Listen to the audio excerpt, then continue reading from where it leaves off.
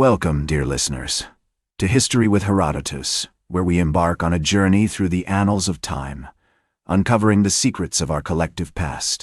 Today, we find ourselves on the emerald shores of West Ireland, a land steeped in mystique and rich in Celtic heritage. As we delve into the origins of this enchanting region, let us first set the stage for our exploration. West Ireland, with its rugged coastline and rolling hills, has been a cradle of Celtic culture for millennia. The whispers of ancient druids, the clang of warrior swords, and the gentle lapping of Atlantic waves against the shore all converge to create an aura of timeless wonder. It is here, in this mystical landscape, that we shall uncover the earliest threads of West Ireland's Celtic heritage.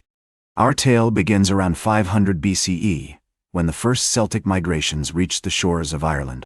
These intrepid travelers, hailing from the European mainland, brought with them their distinct language, customs, and traditions. The Celts settled primarily in the western regions, where the fertile soil and temperate climate allowed them to thrive.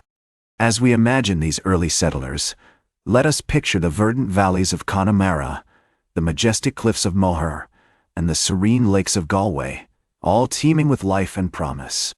One of the key figures in the development of West Ireland's Celtic heritage was the legendary Emergin, a poet and warrior who is said to have led one of the earliest Celtic migrations to Ireland.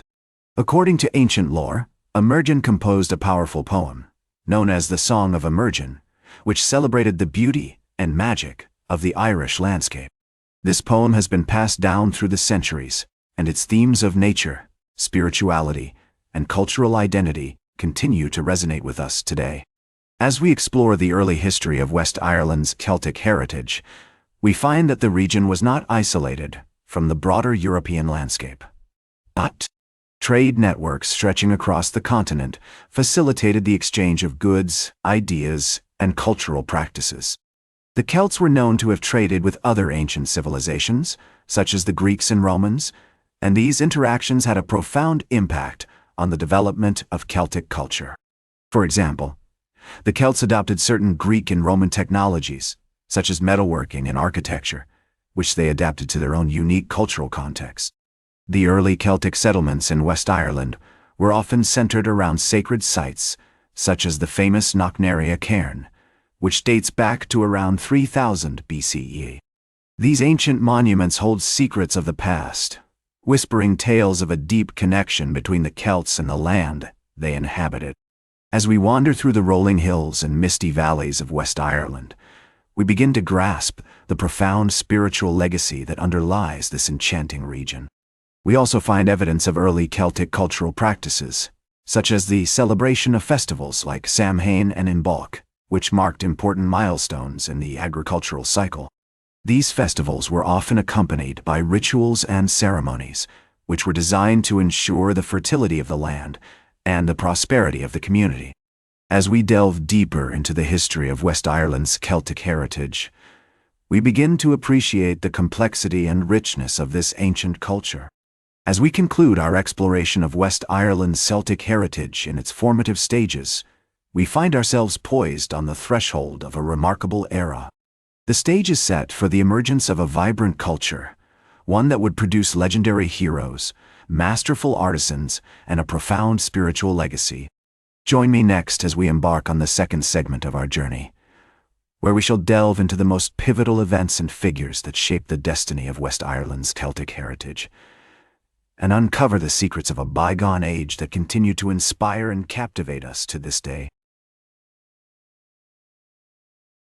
Welcome back to History with Herodotus, as we continue our journey through the annals of West Ireland's Celtic heritage.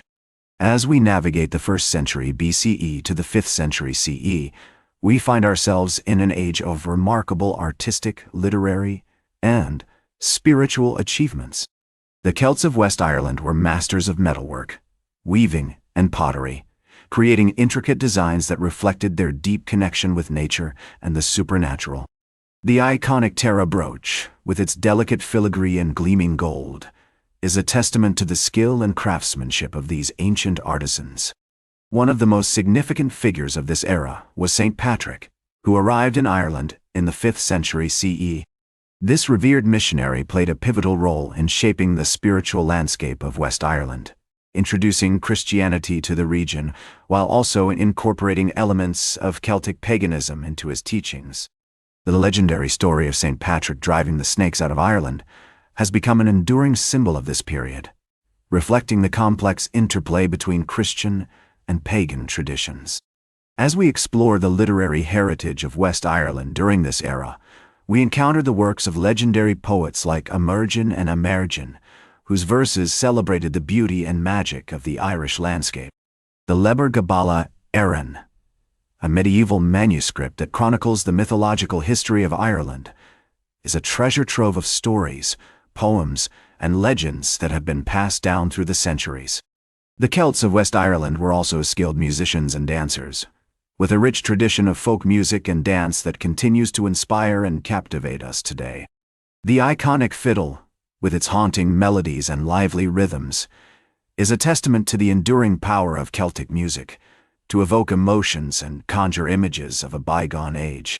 As we wander through the rolling hills and misty valleys of West Ireland, we begin to grasp the profound spiritual legacy that underlies this enchanting region. The ancient monuments, such as Newgrange and Noath, hold secrets of the past, whispering tales of a deep connection between the Celts and the land they inhabited. The sacred sites, like the Hill of Tara and the Cave of Cruachan, were believed to be portals to otherworldly realms, where the veil between the mortal world and the realm of the gods was at its thinnest. As we conclude our exploration of West Ireland's Celtic heritage during its most pivotal era, we find ourselves in awe of the achievements and events that have shaped this enchanting region. From the masterful artisans to the legendary poets, from the sacred sites to the enduring spiritual legacy, we have uncovered a treasure trove of stories, poems, and legends that continue to inspire and captivate us today.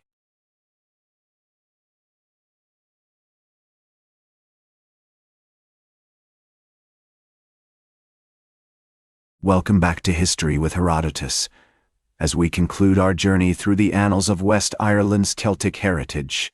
As we navigate the 12th to the 17th centuries, we find ourselves in an age of significant upheaval and transformation. The arrival of Viking invaders in the 9th century CE had already begun to erode the traditional Celtic way of life, as they established settlements and trading posts along the coastlines of West Ireland. However, it was the Norman conquest of Ireland in the 12th century that dealt a devastating blow to the Celtic traditions of the region. The Normans introduced feudalism, which disrupted the traditional clan systems and led to the displacement of many Celtic chieftains. The subsequent centuries of cultural suppression, including the imposition of English language and customs, further eroded the unique cultural identity of West Ireland.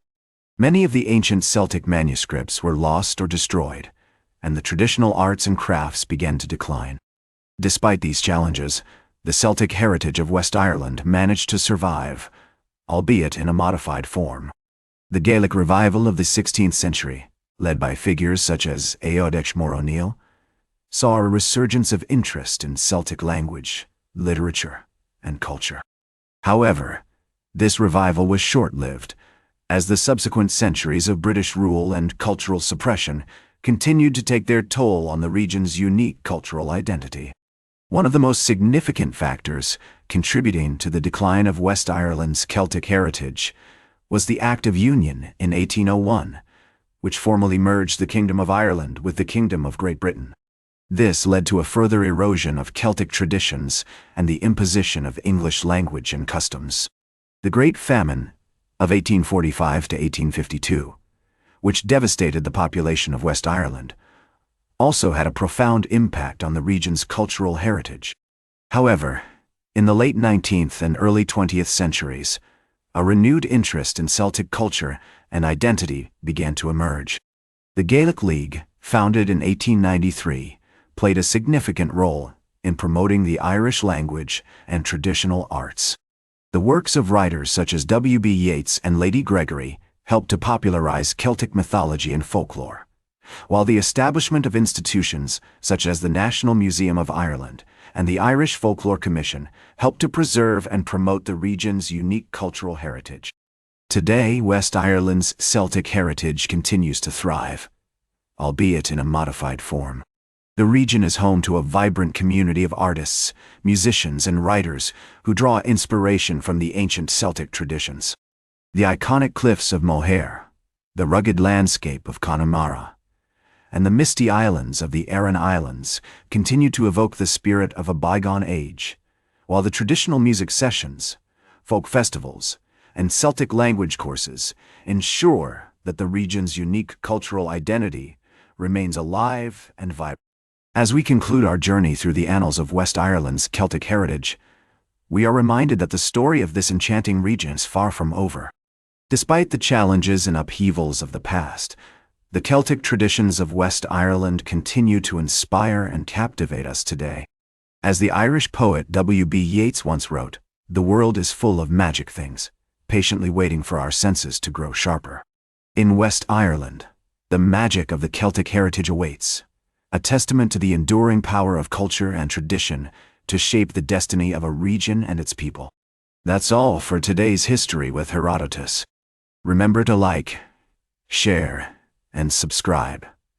And until next time, remember that to understand the present, we must first understand the past.